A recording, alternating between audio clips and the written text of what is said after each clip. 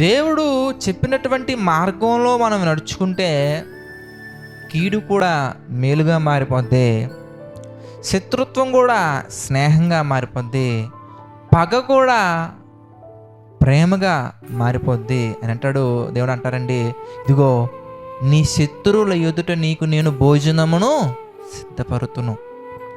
ఎప్పుడు అనగానే నీకు ఇష్టం వచ్చినట్టుగా తిరుగుతూ నీ దురాశలను, నీకు సంబంధించినటువంటి ఉద్దేశాలను నువ్వు చేసుకుంటూ వెళ్ళినప్పుడు కాదు.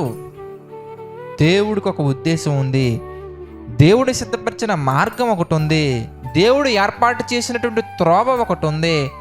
ఆ త్రోవలు నువ్వు నడిపించాలి, మనం ఆ త్రోవలని తీసుకెళ్ళాలండి.